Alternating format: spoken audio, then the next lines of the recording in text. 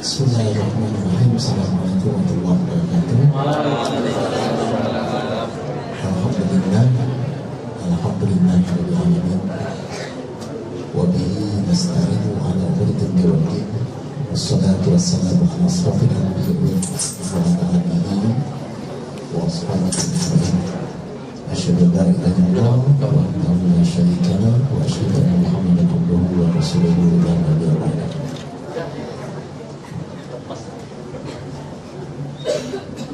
Ustaz Alif Abdani LC M-Hum, saya sengaja sebutkan M-Hum-nya supaya sama dengan saya, insya Allah. Dalam bagusnya saya S2 juga di perguruan tinggi yang sama dengan saya. Jadi satu alumni, satu guru, satu ilmu, gak boleh ganggu.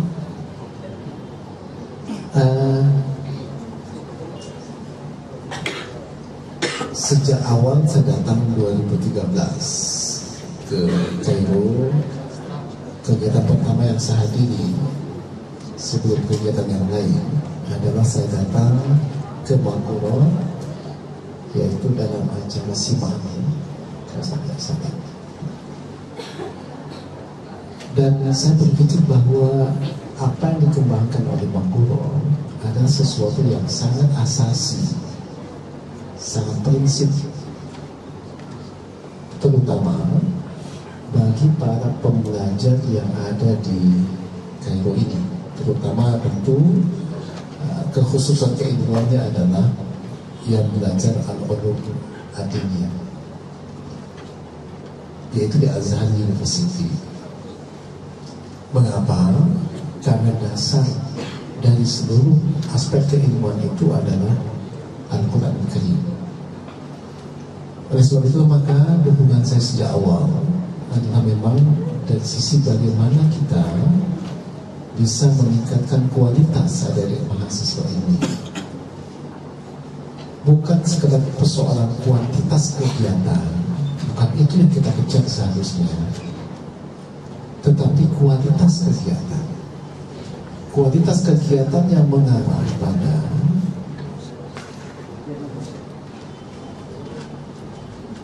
menunjang bidang-bidang keilmuan yang memang sedang dipelajari. Oleh sebab itu maka apa yang dikembangkan oleh Bangkuro saya kira sangat harus wajib untuk didukung, untuk dikembangkan. Hampir 3 tahun saya sekarang ada di Kairo, saya mencoba memahami semua peta kondisi terutama mahasiswa yang ada sekarang ini. Di samping saya juga ada pekerjaan-pekerjaan yang lain yang besar. Yang kedua yang ingin saya sampaikan adalah bahwa asrama kita alhamdulillah sudah selesai. Sekarang sudah diisi dengan furniture, peralatan tempat tidur, kasur, termasuk juga kemudian meja belajar, kursi, sudah semua selesai. Kita punya 4 building. 4 building ini kapasitasnya adalah 1.200 mahasiswa. Ini dibiayai oleh pemerintah kita melalui hibah, melalui Kepres tanggal 18 Februari 2014 yang lalu, dan Kepres ini dikeluarkan oleh Bapak Presiden Republik Indonesia, yaitu Pak Susilo Bambang Yudhoyono. Dan tentu saja bahwa keberadaan asrama ini menjadi hal yang sangat penting. Kenapa saya singgung asrama dalam momen saat ini? Karena ada satu tempat di antara 4 bangunan yang ada dan 1 dapur umum yang terdapat di basement yang memang kita siapkan untuk kegiatan-kegiatan kemahasiswaan. Dan tentu saja kegiatan kemahasiswaan yang kita harus definisikan adalah kegiatan kemahasiswaan yang menunjang aspek akademik teman-teman mahasiswa yang memang kuliah di Azhar. Dan tentu saja aspek itu penting. Kenapa? Supaya antara apa yang terdapat di dalam perkuliahan dan apa yang menjadi kegiatan penunjang itu link and match, bersinambung dia, saling menopang, saling menunjang. Apa tujuannya? Tujuannya cukup sederhana, satu tujuannya. Tujuannya adalah satu, agar mahasiswa itu dapat lulus dalam tempo waktu yang sesingkat-singkatnya. Katakanlah kalau 4 tingkat atau 4 tahun dia, maka dia harus lulus tepat pada waktunya 4 tahun berikutnya dengan tentu kualitas yang lebih baik, begitu. Nah, jika nanti kemudian ini sudah mulai dimanfaatkan, maka 50% adalah untuk mahasiswa Indonesia dan 50% adalah untuk mahasiswa Mesir yang akan dikolaborasikan. Dan mahasiswa Mesir ini adalah calon-calon asisten dosen di Azhar ke depan.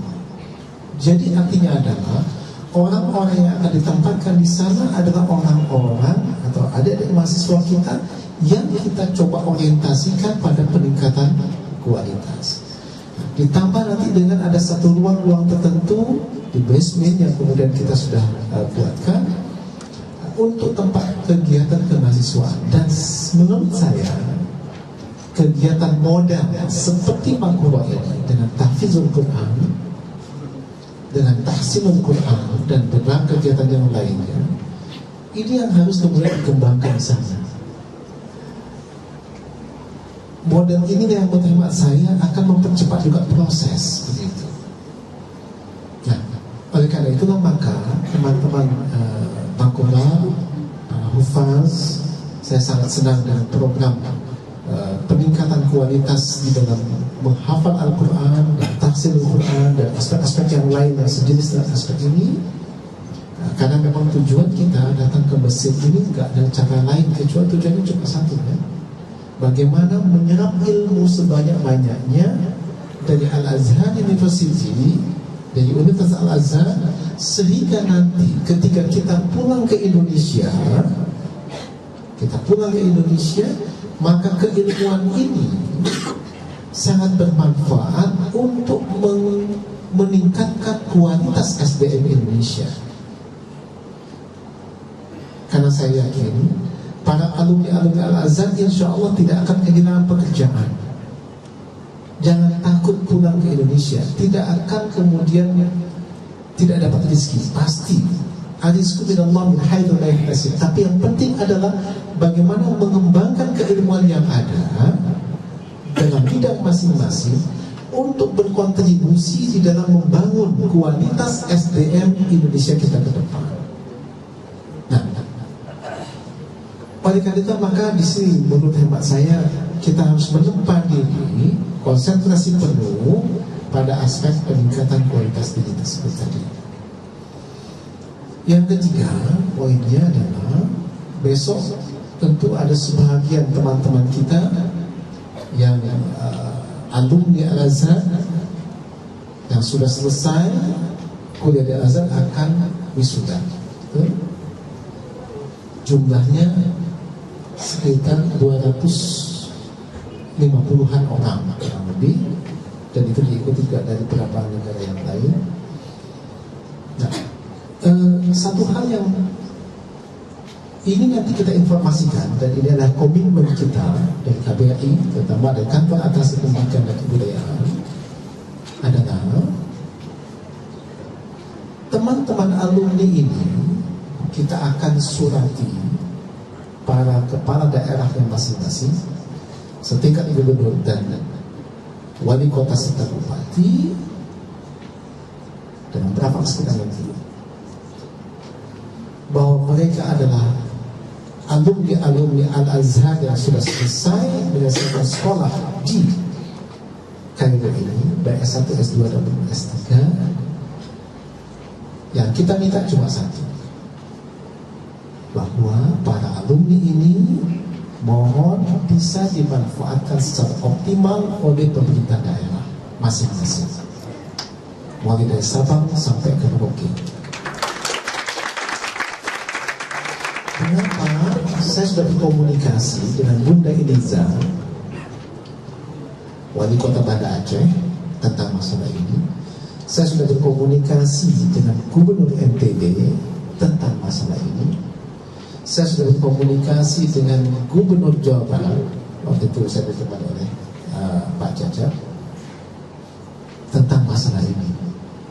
Dan sedang kita jalin komunikasi dengan gubernur dan pemerintah daerah agar alumni Kairo ini tidak boleh disia-siakan, harus dimanfaatkan oleh Pemda dalam rangka untuk meningkatkan IPM kita. IPM itu adalah kualitas SDM yang ada di sebuah daerah. Berapa IPM kita saat ini? IPM kita saat ini masih rendah di beberapa daerah tertentu. Dan kehadiran kontribusi dari teman-teman kita, alumni Al-Azhar, ini akan cukup signifikan meningkatkan IPM tadi. Kenapa? Karena IPM yang rendah ini berada di daerah-daerah tertentu. Nah, oleh karena itu, kalian teman-teman sangat diharapkan tentu oleh masyarakat kita di Indonesia. Oleh karena itulah maka para alumni Azhar yang insya Allah tahun ini saya akan surati semua kepada daerah untuk agar para alumni ini bisa diterima, dimanfaatkan untuk meningkatkan kualitas SDM di daerah-daerah. Dan ini adalah komitmen kita, karena kita sadar betul Indonesia sangat luas, dan persoalan-persoalan yang menyangkut sosial di Indonesia memerlukan perhatian tersendiri. Nah, dengan bekal Al-Quran Al-Karim sebagai pijakan dasar keilmuan kita, saya kira teman-teman yang saleh dan solehah ini insya Allah bisa mampu meningkatkan kualitas SDM tadi. Peningkatan kualitas SDM jangan Anda selalu ukur dengan berapa nilai IQ seseorang, tidak. Peningkatan kualitas SDM adalah peningkatan kualitas perilaku. Kualitas perilaku artinya apa? Dia dibangun oleh satu basic nilai-nilai tersendiri, antara lain di dalamnya adalah nilai-nilai agama, dan itu adalah nilai-nilai Islam yang sedang kita kembangkan, yang sedang kita gali. Yang keempat, kawan-kawan rahimakumullah, saya kira selamat bagi teman-teman mahasiswa yang sudah wisuda pada hari ini, yang tahfiz ataupun dalam yang tahsinul Quran, termasuk sudah tajwid ya, tajwid. Tetapi jangan pernah puas dengan apa yang sudah dipelajari. Tadi saya dengar dari Ustaz Arif pentingnya murajaah untuk mengulang-ulang kembali bagi yang sudah hafiz dan bagi yang sudah kemudian hafal sebagian atau sebagian Al-Quran. Dan mudah-mudahan aspek itu menjadi nilai tambah bagi kita, dan mudah-mudahan Allah memberikan keridhaan kepada kita semua dan menerima setiap amal saleh kita menjadi amalan saleh. Kawan-kawan rahimahullah, saya kira itu yang ingin saya sampaikan pada kesempatan ini, dan mudah-mudahan kita berharap para hufaz ini, para teman-teman yang mengkaji tahsinul Quran ini bisa kemudian mengembangkan nanti dengan bidang-bidang keilmuan masing-masing. Tapi satu hal yang penting nanti setelah Al-Quran, mohon Al-Qurannya tetap dijaga. Terutama yang paling penting aspek itu adalah bagaimana nilai-nilai Al-Quran ini menjadi bagian dari perilaku kita sebagai seorang muslim. Perilaku yang diwarnai oleh nilai-nilai Islam, nilai-nilai Al-Quran Karim dan sunnah Rasulullah SAW. Saya kira ini yang ingin saya sampaikan. Terima kasih Ustaz Arif Wardani, LCM Home, yang sudah kemudian mengembangkan Al-Quran, dan mudah-mudahan teman-teman yang lain juga bisa mengembangkan model yang sama untuk berlomba-lomba fastabiqul khairat dan dalam hal